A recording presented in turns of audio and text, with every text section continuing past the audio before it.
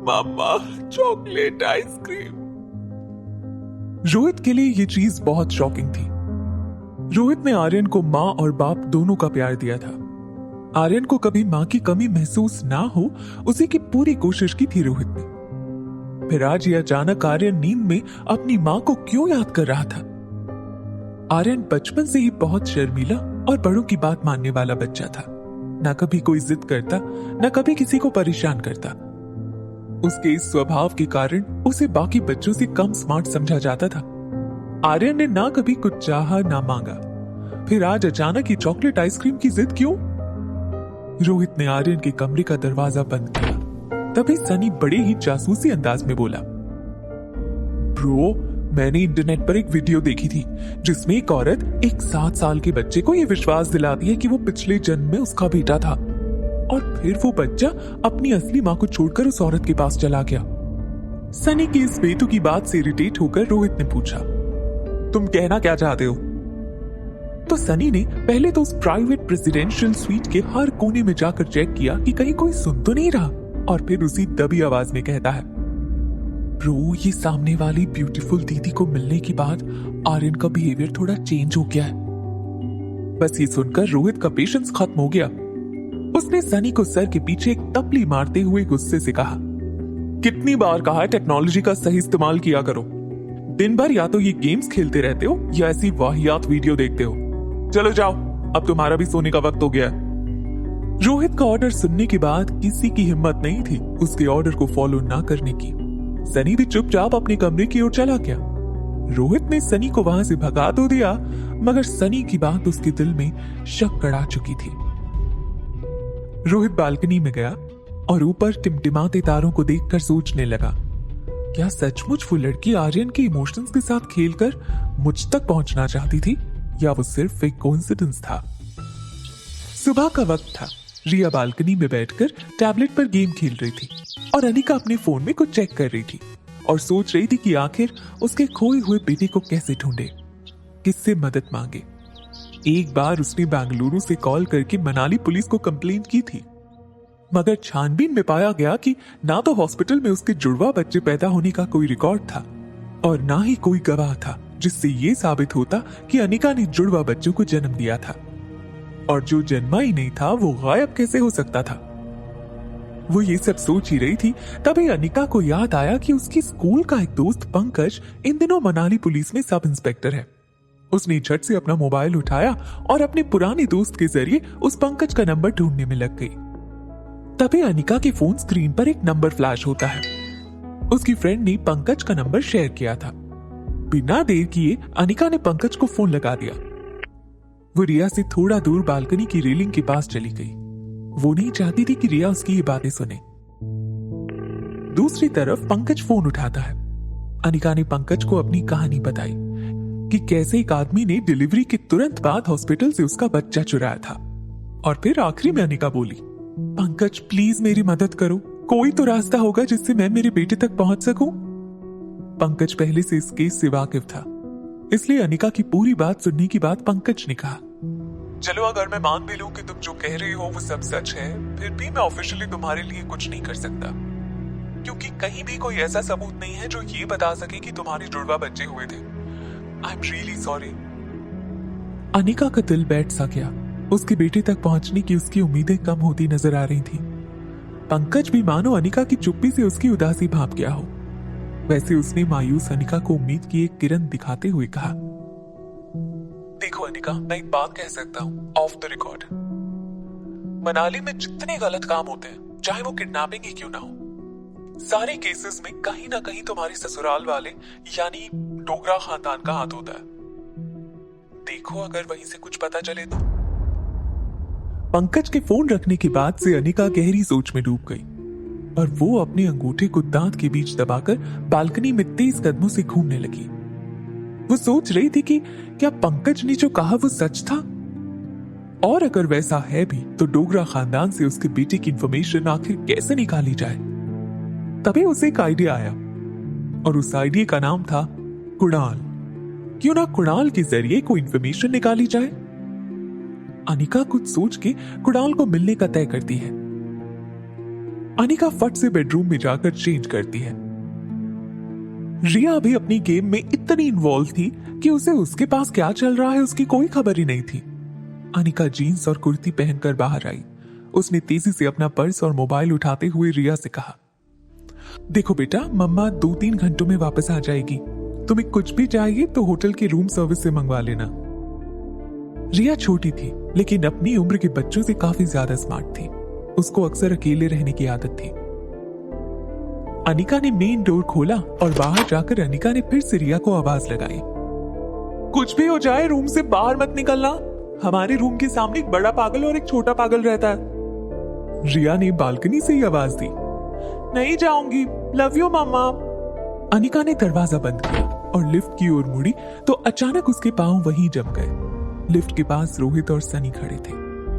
इतना ही नहीं, उन्होंने सब कुछ सुन भी लिया था। कुछ देर तो रोहित अनिका को और अनिका रोहित को बस देख ही रहे थे। रोहित ने black T shirt, blue jeans और ब्लैक स्पोर्ट शूज पहने थे। रेगुलर जिम और स्ट्रिक्ट डाइट की वजह से रोहित एकदम फिट था। रोहित को देखकर किसी भी यंग लड़की की नजर रोहित से हटती नहीं थी। अनिका की भी नजरें रोहित पर जम चुकी थी, मगर अनिका की वजह कुछ और थी। वो जान चुकी थी कि जब उसने रोहित को पागल कहा तब वो उसके पीछे ही खड़ा था। थोड़ी देर अनिका अपने हाथ गर्दन के पीछे घुमाते हुए यहां वहां देखने लगी। तभी लिफ्ट का दरवाजा खुला और रोहित सीधा लिफ्ट के अंदर गया। सनी भी अनिका को एंग्री लुक देते हुए लिफ्ट के अंदर चला गया।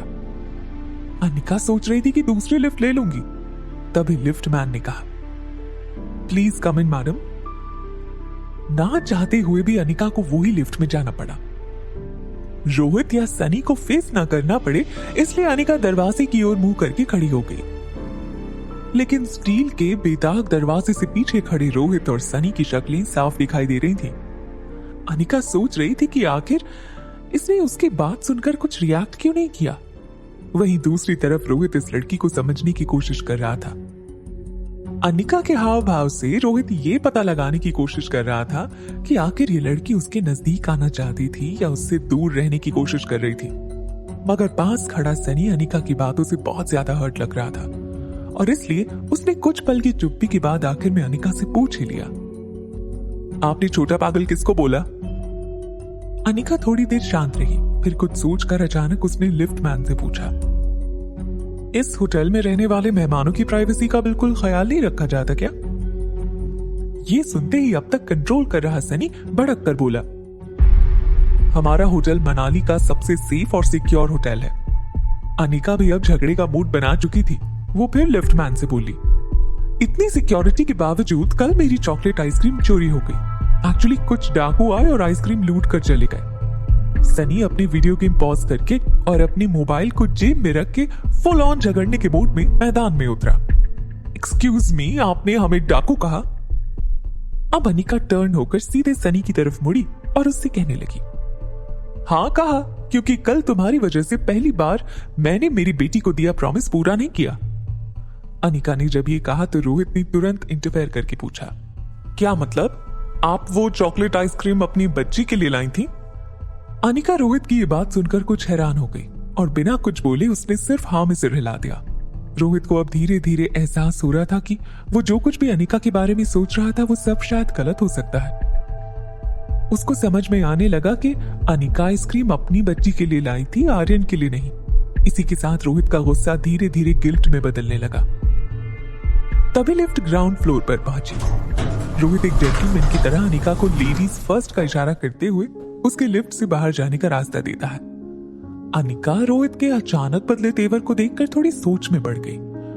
उसने कुछ देर रोहित को देखा और फिर लिफ्ट से निकल गई। रोहित ने भी लिफ्ट से बाहर निकलते हुए सनी से कहा, मुझे लगता है कि हम इस लड़की के बारे में जो सोच रहे थे वो गलत था। वो चॉकलेट आइसक्रीम तो अपनी बेटी के लिए लाई थी। सनी अपना मोबाइल जेब से निकालते हुए बीच में रुककर बोला, no bro, I am telling you, ये लड़की जो दिखती है ना वो है नहीं। She is trying to impress you. देखा नहीं जाने से पहले कैसे देख रही थी तुम्हें? रोहित को लगा कि अब सनी फिजूल बात को आगे बढ़ा रहा था। रोहित ने उसे वहीं चुप हो जाने का इशारा किया। होटल लॉबी से बाहर निकलते हुए अनिका कुणाल से मिलने का कोई आइडिया सोच रही थी, लेकिन वो इस बात से बिल्कुल बेखबर थी कि एक बहुत बड़ा सरप्राइज उसका इंतजार कर रहा था।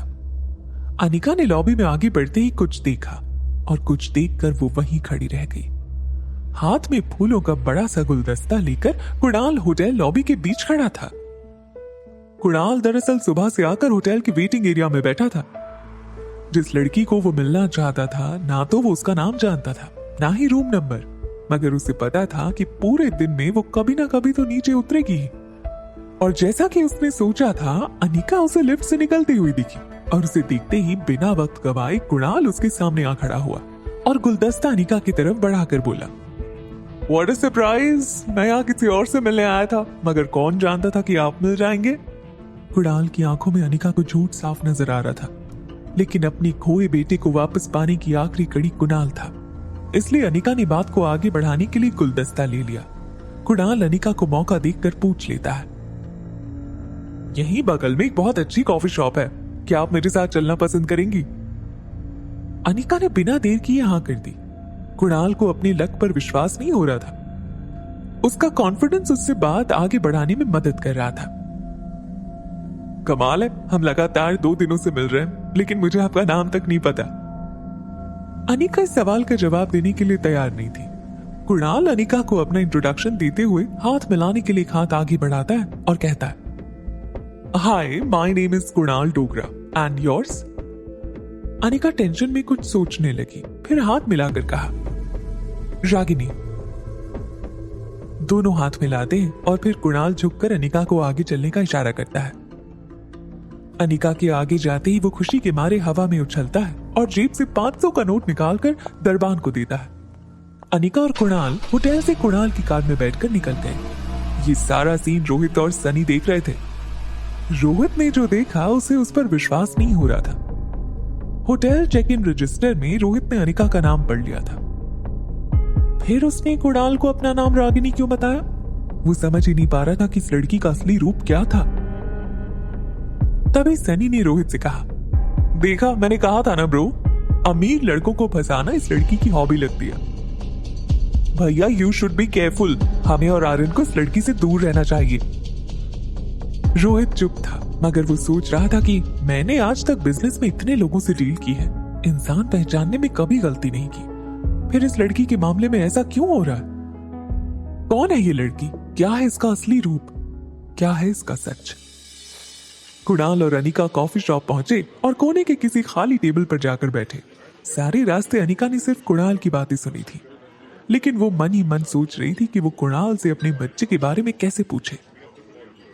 तभी कुणाल चेयर पर बैठते हुए एक सवाल पूछता है, वो आपकी छोटी बहन में और आप में काफी एज डिफरेंस है। मेरा मतलब है वो 6-7 साल की होगी और आप 21 या 22। बस अनिका इसी मौके की तलाश में थी।